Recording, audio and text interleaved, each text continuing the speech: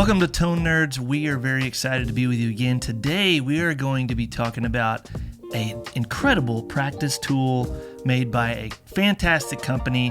It is the Slow Gear Stereo Headphone Amp. Let's get into it. The idea behind this is you can practice with this in your bedroom by yourself in your intimate moments, or you could practice with this with a full band. And the best thing about it is you can run tracks through it, and you can mix in that signal from that song with your guitar signal and make it balance just right and practice and learn all those parts. I'm putting this at the end of my pedal board. Maybe I'm playing through a modeler, and I don't have like big awesome speakers. I'm just playing through some headphones. Trying to run out that way. I'm trying to practice that with the track. Maybe you have roommates, or maybe you have a family. You have a kid that's asleep in the next room, and you can't necessarily plug in your Vox amp and rattle the walls of the house. So you gotta be quiet. You gotta be. I hate that. I know. I hate when people make me be quiet. But that's the world we live in. You know. So you gotta adapt, and that's what this tool helps you do, is adapt. So let's talk about some of the features on here, and then we can talk about how maybe you can use it and incorporate it into your practice routine. So first off, if you look at this pedal here, first thing I want to call attention to is this aux in over here. So you got an aux in, it's an 1/8 inch TRS input. That is going to be, it's basically a line you can run from your phone, you can run it from your PC, your Mac, whatever. And it's really cool because it has this mix knob on it. So you can mix however much or little of that signal that you want. And then the big knob on here, that's your guitar volume. So you'd mix those two together to get the right balance. So you have an aux in. So that's nice. It's stereo. It sounds good in your ears. So that's cool. One thing to note about the aux in and that signal that you're sending through, it only goes out through the headphone out. There's two buffered TS outs, so 1/4 inch outs. The aux signal does not go through there. It only goes through the headphone out, which is a TRS stereo output. And that's ideal because if you're just playing in your headphones, you can hear it, Yeah. But if maybe you want to run your guitar to the system or what a PA or studio monitors, then you don't hear the aux signal through there. And that's such a helpful practice tool because, like, I know one of my favorite ways to practice is to just like run my Spotify and just like noodle along with it. Maybe I'm trying to dial in a similar tone, or I'm just practicing some rhythm parts. I want to see how tight it is if it's just matching the recording, or if I'm just noodling some solo stuff. But then sometimes I'll have like headphones, I'll have one ear out, one ear in, because I'm trying to hear the guitar, but I'm also trying to hear but to be able to run my board straight out, and then I'm hearing my board, my guitar, and whatever I'm running off of my phone all in one spot, and I can adjust the volume. That's just a really cool way to practice, So let's talk about the ins and outs here. There's left and right inputs, left and right outputs. On the input side, obviously you can run stereo ins. Maybe you're running from the end of your board. You got a stereo HX Stomp, or you got a Strymon or whatever. You can run the stereo input right into this, keep your stereo signal going right through this pedal, which is cool. Or there is a high Z input. The left input's a high Z input. This is probably going to be most useful if you're a bass player and you want to use this tool, because a high Z input, you can plug your instrument straight into there. You're going to have plenty of signal. Your tone's not going to suck. The high Z input is a nice touch. Charlie thought about everything when he put That's this together. nice. That's nice. Is with bass, you don't have to go and get like a bass amp to practice at home. You can just run into something like this. Play along to your favorite songs. And it sounds good. It's even bass players care about tone. If you're plugging your bass through something and you're trying to practice and it sounds like crap, it's hard to practice that way. Yeah, you got to hear the thump. That's right. You got to feel it, man. And this is going to help you do that. So it does have that high Z input, which is good if you're plugging your instrument directly into this thing. As far as outputs, like I mentioned, left and right buffered out.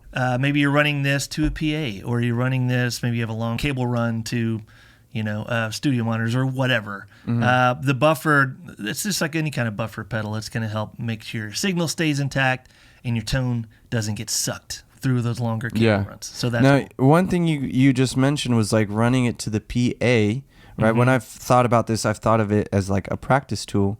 What kind of other elements could you do by running it to a PA? If you just want to keep this on your board and not have to like take it off your board every time you go somewhere, I mean, you could just run your stereo rig directly through this. Oh, true. You could run it into, a DI or a line isolator, something like that, which, by the way, Slow Gear does also make the MAID, which is an active DI, like isolation pedal, which you can use in combination with this if you're running to a PA. Because here's the thing, this is going to be an unbalanced signal out. Same problem you have coming out of any pedal board. You got to balance that signal, so that way there's not extra noise and that kind of thing. So, the MAID will help you do that as well. So check out the Slow Gear site and you can look at the MAID too. There's also the headphones out. Now, maybe you're in a situation and you're rehearsing with, you got the band there, trying to learn a new song. You and I have been in these situations like, hey, let me get my phone out and put it in the microphone. And it sounds crappy. No one can hear it. Well, with this thing, while you can't send the aux out through the left and right buffered outputs, you can send it out through the headphones jack. And with the headphones jack, all it takes, if you want to, let's say you're rehearsing with your band and you want to run that iPhone, that song that's running through your iPhone into the sync through your headphones out to the PA, you can do that if you just get a little TRS dual mono adapter, plug it in the phone's jack.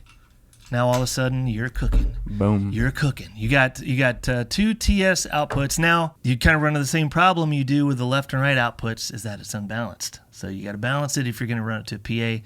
So just get a DI box or something. Get the MAID. You could get the MAID and do that as well.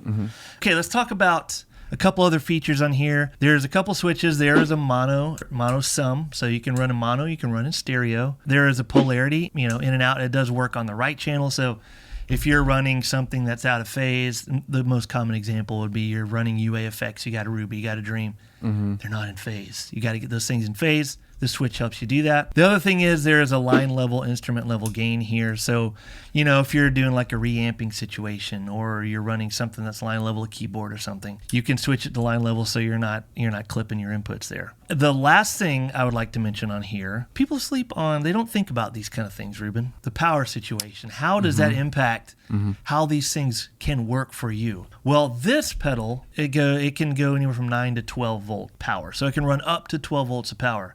The nice thing about the 12 volts versus 9 volts, you have more headroom, less noise. Cool. So it's just going to sound better. And the other thing is it does run up to 500 milliamps current. So you can run a higher current to this thing. The benefit to that is, like I have my Bayer Dynamic 770s that are 250 ohms. Some of these headphone amps, I have problems even on my setup in the studio pushing those 250 ohm headphones. This thing can do that if you give it a little more juice. Give it that 500 milliamps, and it can push those higher, That's cool. higher impedance headphones. Thinking about the power it takes to turn something on and how that actually affects the use of it is something that always, kind of slips my mind. But it really does affect, like you said, the headroom and its ability to kind of push the headphones and stuff. So that's really neat.